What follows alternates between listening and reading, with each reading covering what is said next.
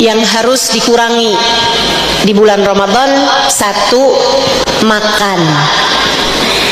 Jangan sampai Ramadanmu siangnya isinya kelaparan, malamnya isinya kekenyangan. Jangan sampai Ramadanmu bukan mengurangi makan tapi mengubah jadwal makan. Waktunya sahur, sahurnya banyak banget. Karena dia bilang untuk sarapan sekalian makan siang. Giliran waktunya buka, bukanya banyak banget. Karena dia bilang makan siang yang tertunda dan juga makan malam yang diawalkan. Itu namanya bukan puasa, tapi jamak takdim dan jamak takhir. Kurangi makan di waktu puasa dan liatin rasanya berbeda. Kurangi makan terutamanya waktu buka.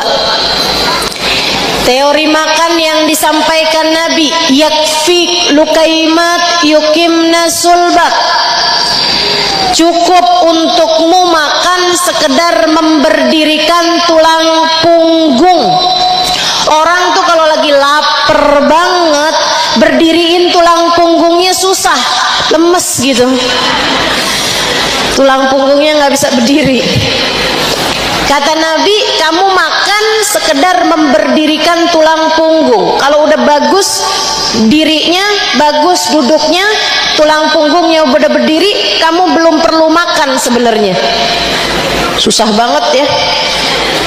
Apalagi di hadapan bakso, mie ayam, lontong sayur, soto, luar biasa.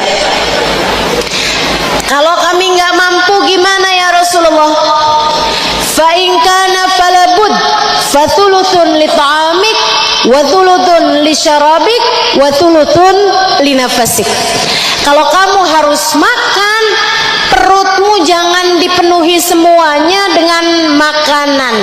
Akan tetapi sepertiga perutmu buat makan, sepertiga perutmu buat minum, sepertiganya buat jalur nafas. Kenapa gitu Rasul? Sebab orang kalau terlalu kenyang, nafasnya susah. Liatin aja. Kamu habis kekenyangan nih, sholat, kekenyangan buka puasa. Begitu sholat maghrib bacanya gini, Bismillahirrahmanirrahim, Alhamdulillahirabbil alamin.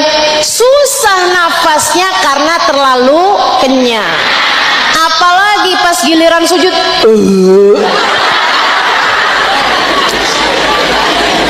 kamu terlalu kenyang. Ya hadza kufa angka jutha'ak. Kata Nabi kepada seorang sahabatnya yang bersendawa. Ada sahabatnya Nabi sendawa. Sendawa bahasa Indonesia. Bahasa Inggrisnya kelegean.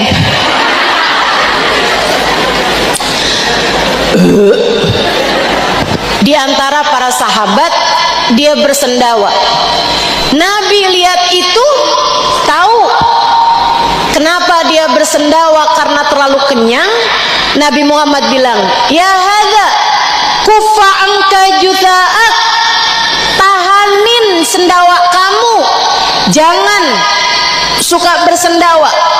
Kata Nabi Muhammad, fa inna man tala shib'uhu yaumal qiyamah tala shib'uhu fid dunya tala ju'uhu yaumal qiyamah. Karena orang yang panjang kenyangnya di dunia akan panjang laparnya di akhirat nanti. Serem bener nih. Fa inna man tala shib'uhu fid dunya tala ju'uhu yaumal qiyamah. Yang panjang kenyangnya di dunia akan panjang laparnya di akhirat nanti. Ya Allah, ya Allah, selamatkan kami di hari akhirat nanti ya Allah.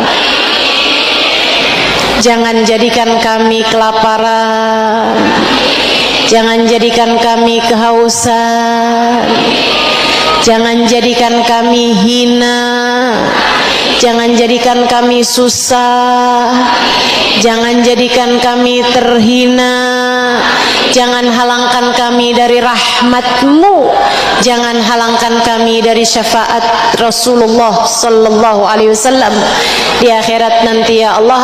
Amin ya rabbal.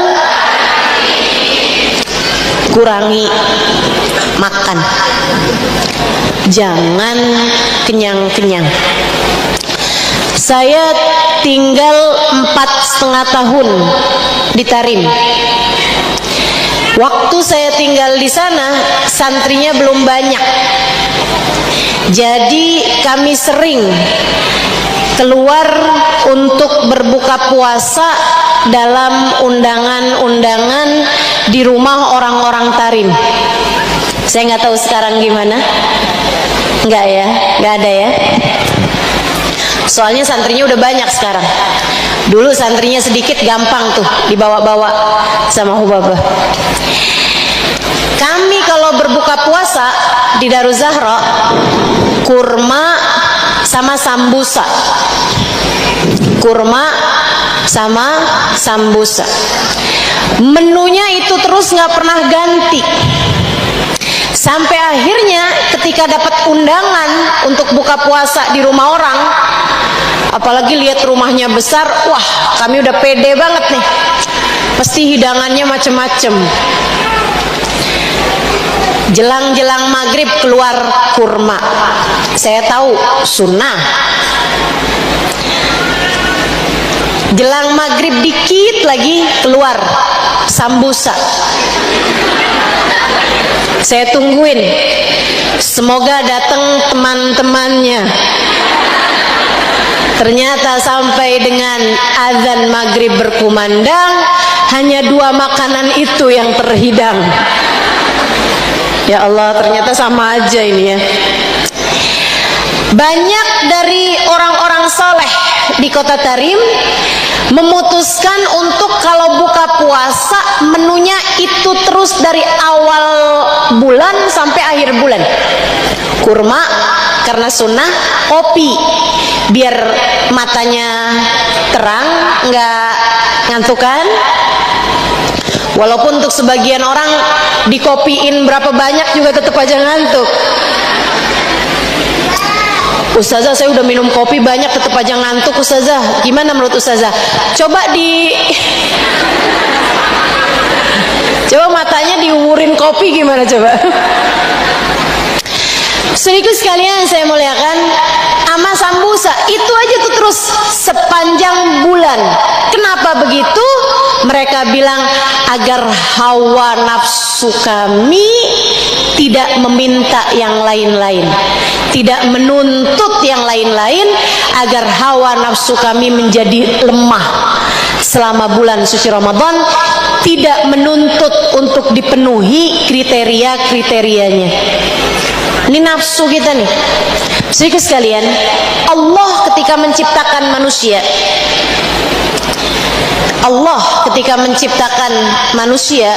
menciptakan juga hawa nafsunya.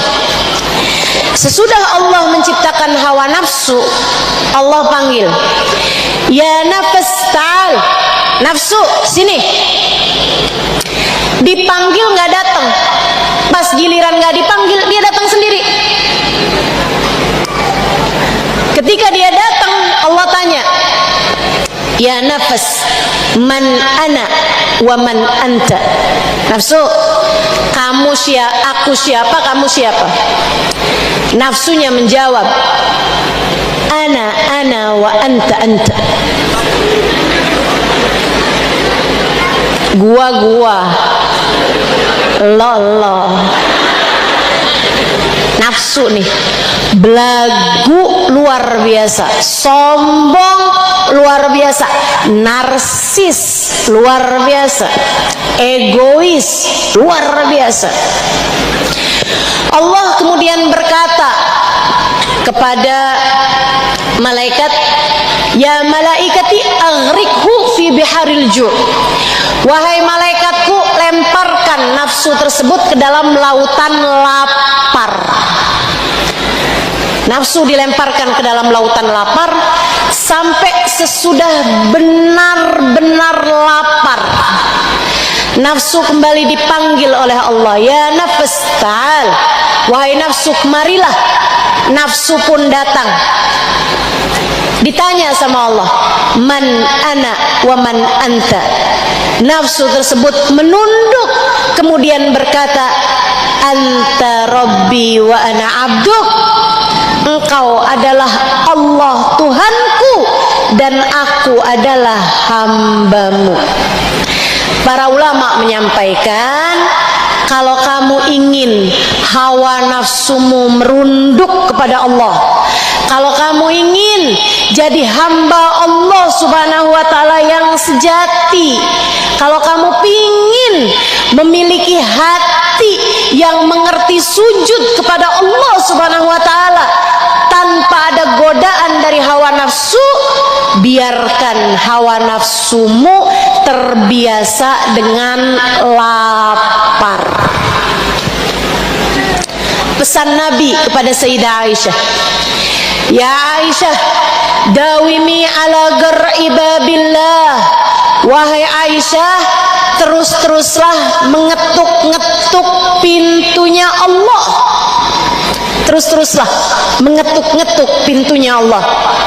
Sayyidah Aisyah bertanya, bimadzaka ya Rasulullah? Gimana caranya wahai Rasul?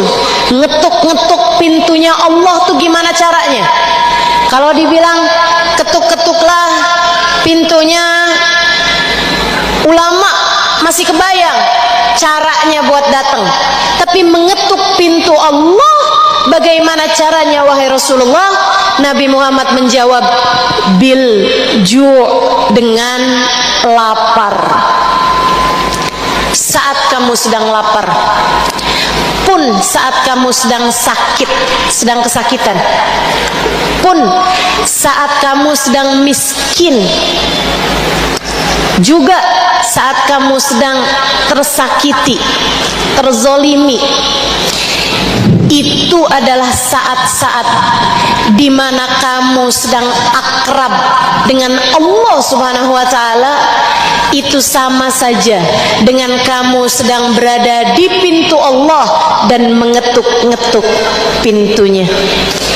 Ijabahnya dekat, doanya orang yang lapar lebih diijabah Allah dibandingkan dengan doanya orang yang kenyang. Imam Ghazali bahkan mengatakan, kadzab man idda'a annahu khashi' wa huwa syab'an. Bohong orang yang mengaku bisa sholat khusyuk padahal dia dalam keadaan kekenyangan. Nggak bisa, nggak bisa. Kata Imam Ghazali, saya udah coba berulang-ulang kali, nggak bisa, nggak bisa. Sholat khusyuk dalam keadaan kenyang perutmu nggak mungkin, nggak mungkin, mustahil. Saya ngerasain susah untuk konsentrasi di majelis dalam mengajar saat dalam keadaan kekenyangan. Susah sekali. Mau konsentrasi mengajar dalam keadaan perut kenyang itu susah. Susah untuk konsentrasi dalam keadaan perut kita kekenyangan. Maka kalau kepengen ilmumu banyak, konsentrasimu mudah, ibadahmu diterima, dan kamu sedang mengetuk-ngetuk pintunya Allah, apalagi kalau kamu berharap hawa nafsumu merunduk, hatimu sujud kepada Allah, berusahalah untuk menjaga lapar. Belajarlah untuk sering-sering lapar, terutama di bulan suci Ramadan. Ustazah, yang namanya puasa mau udah pasti lapar Ustazah. Tahu saya. Tapi masalahnya tetap lapar bahkan di waktu malam itu hanya hamba-hamba berkelas yang dapat melakukannya. Maksudnya nggak buka gitu Ustazah. Buka, tapi tidak berlebih-lebihan. Perut kamu itu kayak katanya Nabi Muhammad, tulutun li ta'amik, tulutun li syarabik, tulutun li nafasik. Sepertiga aja. Makannya tuh jangan banyak-banyak, sepertiga aja. Nasi kamu tuh jangan banyak-banyak ngambilnya. Ustazah, saya mah nasinya dikit tapi lauknya banyak. Sama aja, makannya jangan banyak-banyak. Sesudah makan juga minumnya jangan banyak-banyak. Saya mau makan dikit Ustazah, tapi habis itu es doger, es teler, jus mangga, jus alpukat, sama kopi sama teh. Wah, Masya Allah, banyak sekali minumnya ya. Nah, itu kita jagain lapar kita selama bulan suci Ramadan. Insya kita kalau sunnahnya lapar itu ikut Nabi Muhammad, nggak ada yang sanggup. Nih ya, kita nih kan dalam hidup, hal paling indah dalam hidup adalah ittiba li sunnatin Nabi sallallahu alaihi wasallam, mengikuti sunnahnya Nabi besar Muhammad sallallahu alaihi wasallam dalam kehidupan kita. Tapi orang suka mikir bahwa yang sunnah itu hanya misalnya sholat sunnah, puasa sunnah, atau zikir-zikir. Bukan hanya itu teman-teman, banyak. Semua akhlaknya Nabi, termasuk berbicara yang baik, bicaranya nggak panjang-panjang, kemudian lagi bicara dengan senyuman. Itu juga bagian dari sunnahnya Nabi besar Muhammad. Dan salah satu dari sunnah besarnya Nabi Muhammad adalah al-ju', menahan lapar.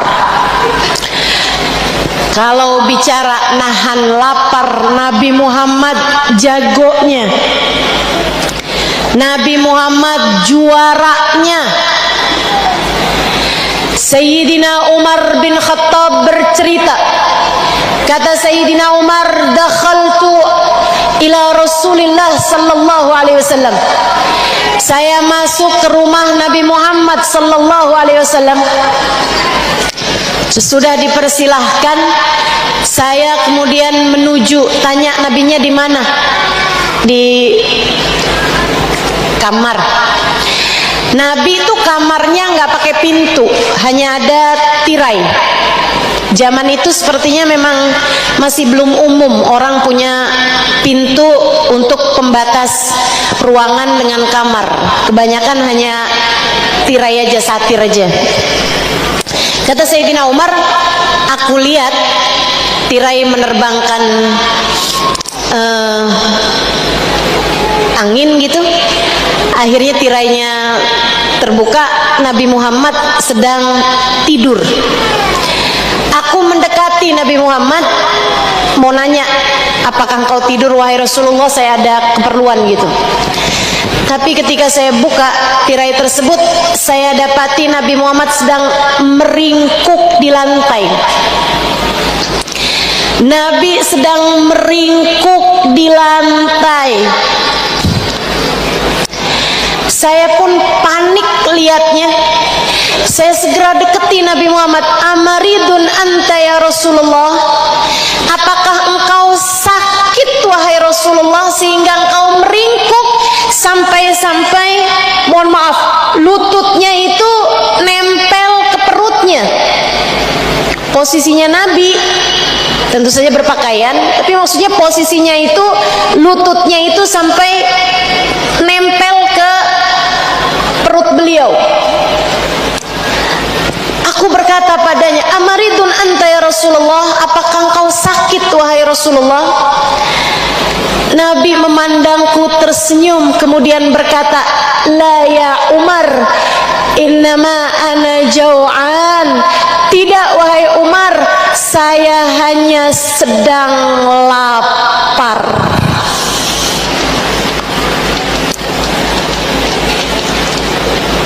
Telah lebih dari 3 hari 3 malam perutku tidak masuk makanan apa-apa wahai Umar. Kemudian dalam suara yang mirip rintihan Nabi Muhammad berdoa, yang mana Sayyidina Umar ketika mendengar doanya tak mampu menahan lelehan air matanya. Beliau segera berteriak dan menangis mendengar doa Nabi Muhammad. Ya Allah, kata Nabi dengan suara yang mirip rintihan, ya Allah, jadikanlah laparnya Muhammad di dunia sebagai ampunan untuk umat Muhammad di akhirat. Ya Allah, jadikanlah laparku di dunia sebagai ampunan untuk umatku di akhirat. Sahib syafaatul udma, pemilik syafaat yang sesungguhnya. Semoga doa Nabi Muhammad untuk kita tak pernah terhalang insyaallah. Semoga kita di antara umatnya yang mendapatkan syafaat beliau, mendapatkan ampunan Allah Subhanahu wa taala yang senantiasa dimintakan oleh Nabi Muhammad sallallahu alaihi wasallam. Makanya Bu, Kak, Dek, ini saya kasih tahu satu tips, satu trik, satu resep. Kamu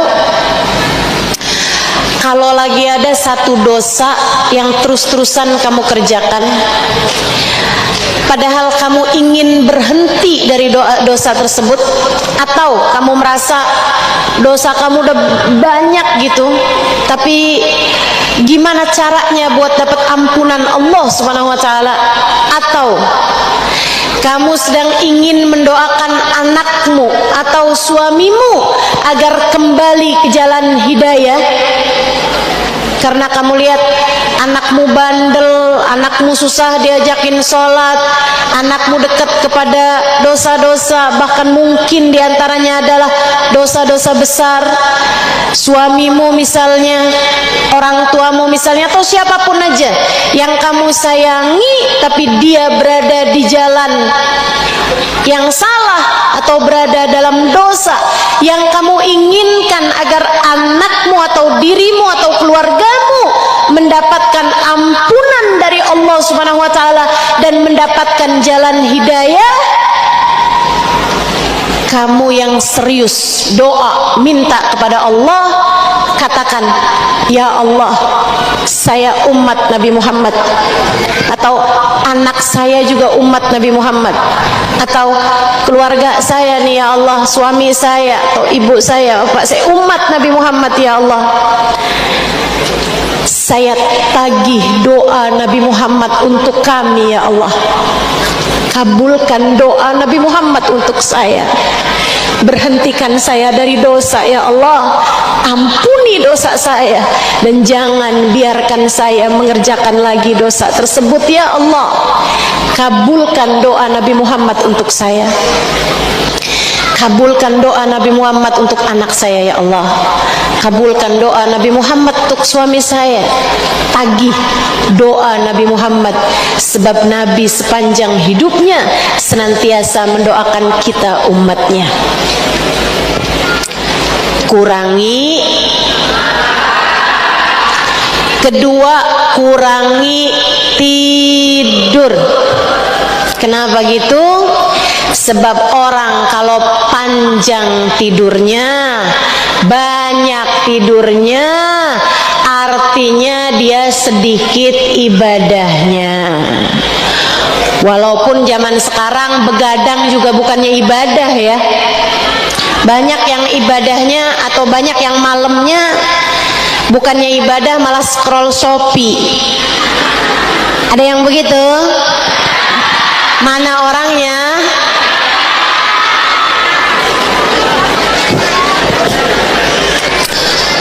Murah ustazah kalau malam.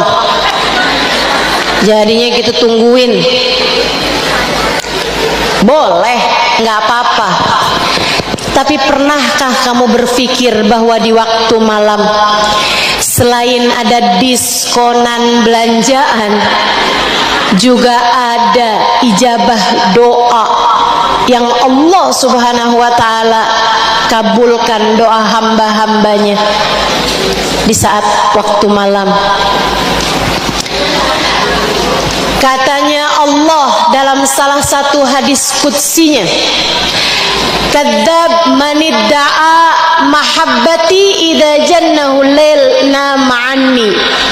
Bohong orang ngaku cinta kepadaku tapi sepanjang malam dia meninggalkanku, kata Allah, untuk terlelap dalam tidurnya. Kalau kamu serius pengen jadi hamba Allah, yang seriuslah berdoa, meminta kepadanya, terutama di waktu malam. Di bulan suci Ramadan, yuk kurang-kurangin tidur di waktu malam. Siang aja ustazah boleh, tapi jangan sepanjang siang juga. Bangun cuman buat sholat duhur, habis itu tidur lagi. Bangun scroll Instagram, scroll TikTok, nonton sebentar, habis itu sholat asar, habis itu ke dapur, terus maghrib dah. Kayaknya gak gitu caranya puasa. Puasa itu menahan lapar. Puasa itu mendekatkan dirimu kepada Allah Subhanahu wa ta'ala Jalla Jalaluhu wa ta'ala. Memang para ulama, orang-orang soleh banyak yang memilih tidur di waktu pagi atau siang di bulan Ramadan dibandingkan dengan tidur di waktu malam. Kenapa? Karena Ramadan itu antara malam sama siangnya muliaan malamnya. Muliaan malamnya. Malamnya Ramadan itu lebih mulia daripada siangnya. Jadi mereka memilih untuk tidurnya di waktu pagi. Habis isyraq baru tidur. Tapi mereka akan bangun di waktu duha atau di waktu sebelum duhur. Sesudahnya mereka pun sibuk mengerjakan kembali ibadah-ibadah mereka kepada Allah Subhanahu wa ta'ala. Sayangi waktumu di bulan Ramadan, jangan banyak tidur. Insya Allah. Yang terakhir, di waktu bulan suci Ramadan jangan banyak ngomong. Pengen Ramadanmu berkualitas, pengen puasamu menjadi puasa yang bagus, teman-teman saudara sekalian, jangan kebanyakan ngomong. Ustazah, saya mah nggak ngomong ustazah, tapi saya cerita di grup WhatsApp. Cerita apa? Gosip ustazah. Itu kalau kamu cerita di grup WhatsApp, bukan hanya kamu kayak lagi ngobrol sama satu orang, tapi itu kan kayak lagi meeting, kayak lagi rapat sama banyak orang gitu ya.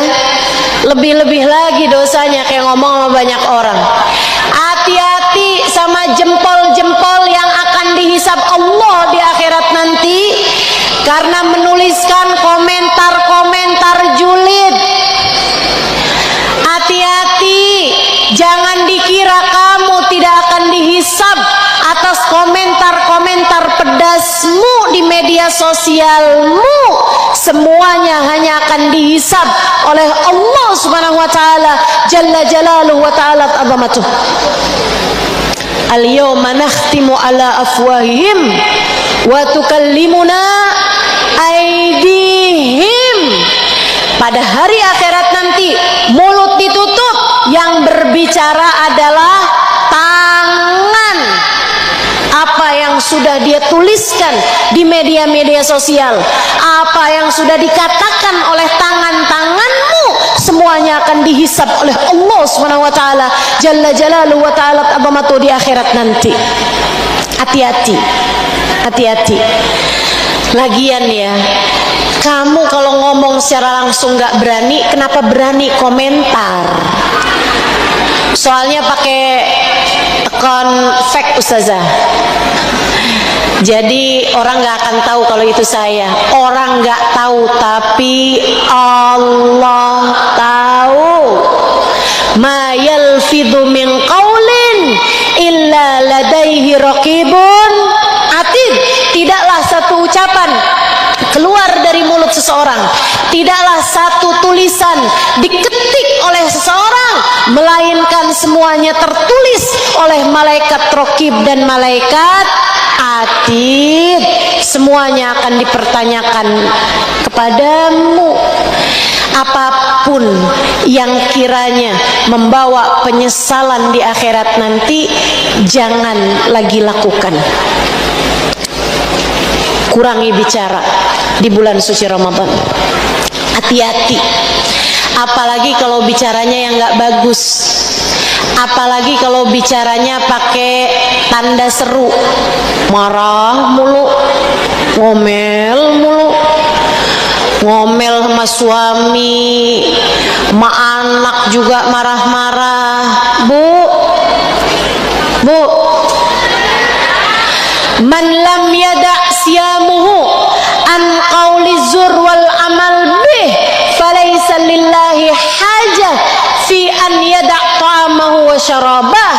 Siapa yang puasa tidak bisa mencegah dia dari berkata keji atau melakukan perbuatan keji, maka Allah nggak perlu sama dia ninggal makan dan minumnya. Puasanya dilepeh sama Allah Subhanahu wa taala.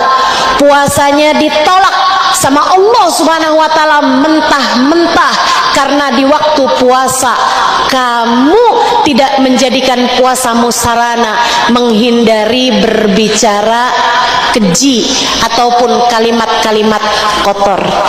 Jauhin. Jangan ngomong kasar, jangan ngomong kotor, jangan marah-marah, jangan nyakitin orang, jangan gosip, jangan ghibah, jangan fitnah, jangan namimah. Jagain lisan, pikirin lagi kalau mau bicara. Ustazah, itu kan bulan suci Ramadan, berarti sekarang masih boleh dong Ustazah? Iya, enggak juga Ustazah, kan yang bisa batalkan pahala puasa. Berarti kalau habis tarawih boleh Ustazah? Ada temen telepon, kamu tahu nggak kabarnya si fulan? Kayaknya aromanya aroma ghibah gitu. Kan kita lagi puasa ya, habis tarawih nanti gimana?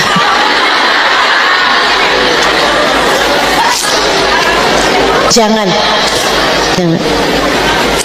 Pesannya Nabi Muhammad kepada Sayyidina Mu'ad bin Jabal, wahai Mu'ad, kehancuran umat di akhirat nanti, hancurnya umat di akhirat nanti adalah akibat perbuatan lisan-lisan mereka. Jagain lisanmu, sehingga semoga lisan kita akan bawa kita ke dalam surga Allah Ta'ala. Biar pantas diizinkan Allah ucap salam kepada Nabi Muhammad.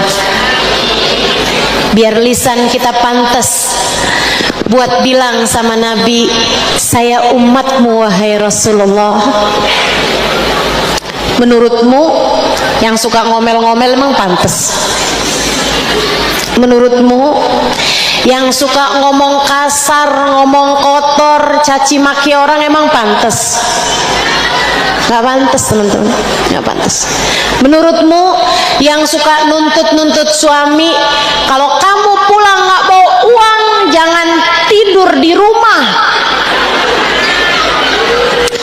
Emang pantas ucap salam sama Nabi Muhammad? Pantas. Yuk, insyaallah 3 hal tersebut kita kurangi, kemudian kita perbaiki sholat kita perbaiki puasa kita perbaiki tarawih kita perbanyak membaca Al-Quran, kita siap menuju bulan suci Ramadan. Awal Ramadan baca surat Al-Fatah, inna fatahna laka fatham mubina. Kalau bisa di dalam sholat sunnah maghrib, ba'diyah maghrib, atau sholat sunnah ba'diyah isya lebih bagus. Kalau enggak di luar sholat pun juga nggak apa-apa, kamu baca surat Al-Fatah, sebab Nabi selalu melakukannya di awal Ramadan. Beliau membukanya dengan membaca surat Al-Fatah. Saudaraku sekalian saya muliakan, ibadah, kasih bukaan puasa buat orang-orang yang berpuasa, melakukan banyak sedekah, melakukan banyak-banyak kebaikan, karena di bulan Ramadan semua kebaikan kita berlipat-lipat ganda. Mudah-mudahan tidak hanya mudah mendengarnya, tapi Allah mudahkan kita untuk dapat mengamalkannya. Mudah-mudahan saya tidak hanya dimudahkan untuk menyampaikannya, melainkan Allah beri kemudahan saya untuk dapat mengamalkannya. Ala hadhihi niyyah wa bikulli niyatin salihah jami'ah syamilah ila hadratin Nabi Muhammad sallallahu alaihi wa ala alihi wa sahbihi wasallam. Al-Fatihah.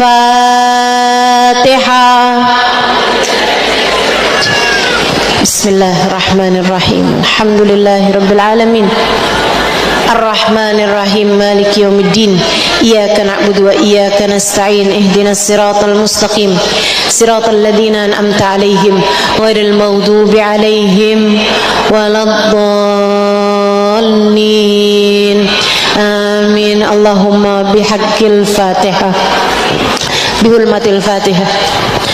Allahumma bihaqqi hadzal majlis wa bihaqqi maulidin Nabi sallallahu alaihi wasallam. وبحق الصلاة على النبي صلى الله عليه وسلم.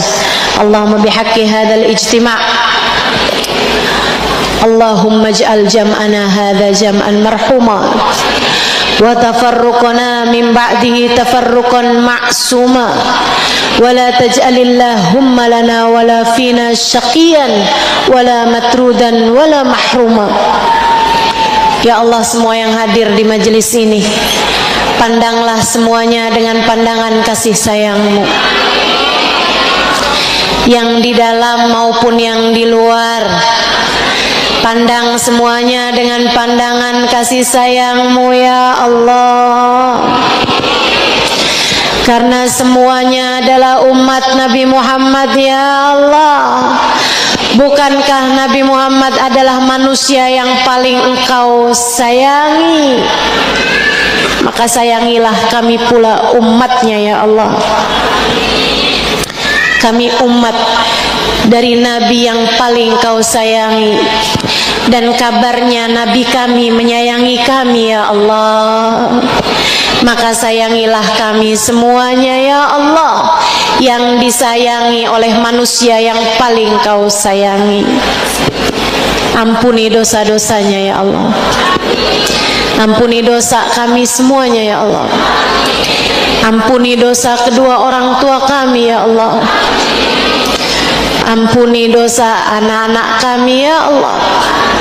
Ampuni dosa suami kami ya Allah. Ampuni dosa saudara-saudari kami, kerabat kami, sahabat kami. Ampuni dosa semua orang-orang yang kami sayangi ya Allah. Sekarang ya Allah, jangan tunda nanti-nanti ya Allah.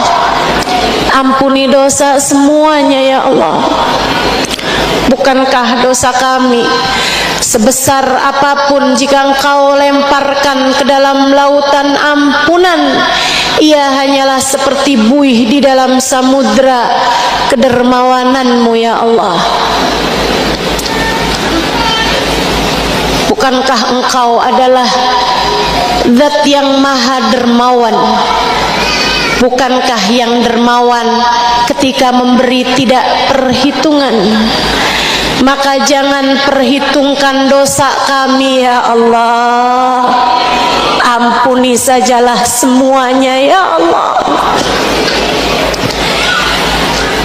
Kami tidak sanggup jika dosa-dosa kami harus kami pertanggungjawabkan di hadapan-Mu ya Allah.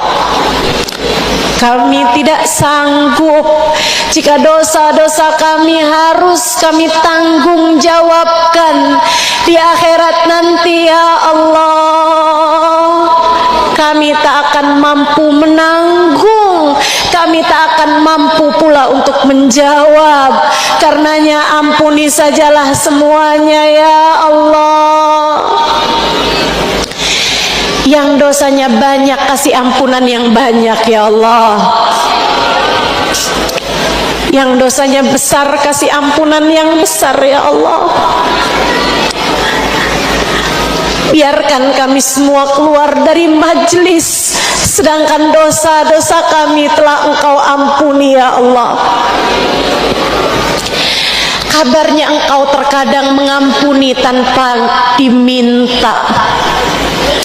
Kabarnya Engkau ya Allah mengampuni seorang hamba tanpa dia memintanya.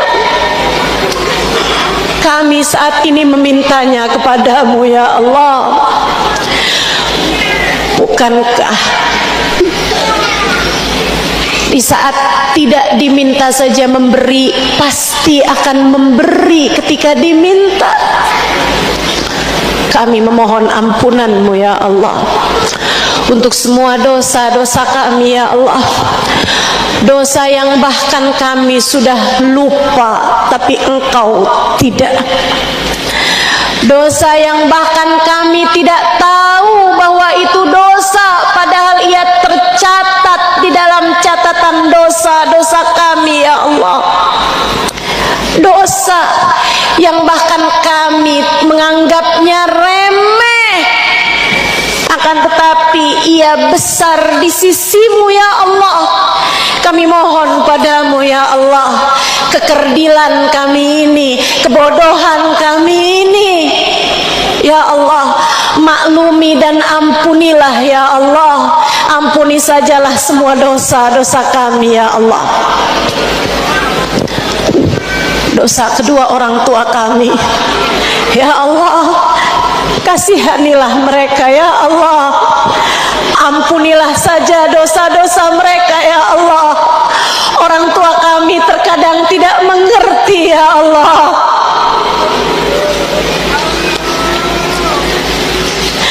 Jangan biarkan mereka harus mempertanggungjawabkan dosanya di dalam alam kuburnya, apalagi di akhiratnya ya Allah. Ampuni sajalah dosa mereka ya Allah.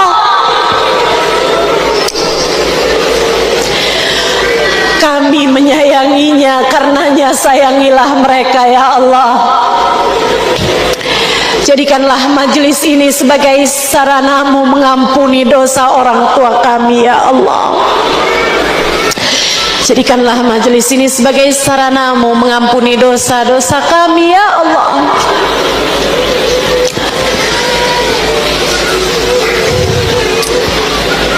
Bantu kami ya Allah untuk bisa beribadah dengan baik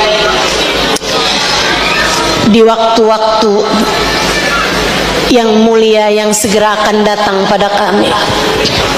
Bantu kami menghidupkan nisfu Sya'ban dengan cara yang terbaik. Bantu kami menghidupkan malam-malam Ramadan dengan cara yang terbaik, yang paling Kau sukai ya Allah. Bantu kami untuk pandai menjaga puasa-puasa kami. Bantu kami untuk dapat memperbanyak membaca dan mentadabburi Al-Quran. Bantu kami untuk dapat merayakan Lailatul Qadar. Bantu kami ya Allah untuk layak mendapatkan rahmat, ampunan dan itqun minan nar pada hari-hari Ramadan nanti ya Allah. Kami mohon padamu ya Allah, apabila datang ajal menjemput kami, matikan kami dalam husnul khatimah. husnul khatimah ya Allah. Pulang kepadamu membawa iman, pulang menghadapmu membawa bekal, pulang menghadapmu membawa cinta padamu dan kepada baginda Nabi besar Muhammad. Pulang padamu membawa kalimat la ilaha illallah, la ilaha illallah, la ilaha illallah, Muhammadur Rasulullah sallallahu alaihi wasallam. Dengan kalimat tersebut kami hidup. Ya Allah, matikan kami pula dengan kalimat tersebut ya Allah. Masukkan kami ke dalam kubur dengan kalimat tersebut ya Allah. Jadikan kami hamba-Mu di dalam kubur kami nanti ya Allah. Tetapkan kami jadi umat Nabi Muhammad di dalam kubur kami nanti ya Allah. Pertemukan kami dengan Nabi Muhammad di dalam kubur kami ya Allah. Pertemukan kami dengan Nabi Muhammad di dalam kubur kami ya Allah. Jika ada yang tidak pantas, pantaskanlah ya Allah. Jika ada yang tidak layak, layakkanlah ya Allah. Jika ada yang tidak cocok, cocokkanlah saja ya Allah. Pertemukan semuanya dengan Nabi kami Muhammad sallallahu alaihi wasallam di dalam alam kubur kami nanti ya Allah. Dan kami pun mohon padamu ya Allah, orang-orang tua kami yang sudah berada dalam alam kubur, pertemukan mereka dengan Nabi Muhammad ya Allah. Orang tua kami yang sudah meninggal dunia, pertemukan mereka dengan Nabi Muhammad ya Allah. Keluarga kami, orang-orang yang kami sayangi, yang sudah mendahului kami, sahabat-sahabat kami yang sudah mendahului kami di dalam kuburnya ya Allah, pertemukan mereka dengan Nabi Muhammad. Karuniakan kepada mereka syafaat Nabi Muhammad ya Allah. Allahumma rabbana taqabbal minna innaka antas samiul alim, tub alaina innaka antat tawwabur rahim. Rabbana atina fid dunya hasanah fil akhirati hasanah wa qina adzabannar bi fadli subhana rabbika rabbil izzati amma yasifun wa salamun alal mursalin walhamdulillahi rabbil alamin.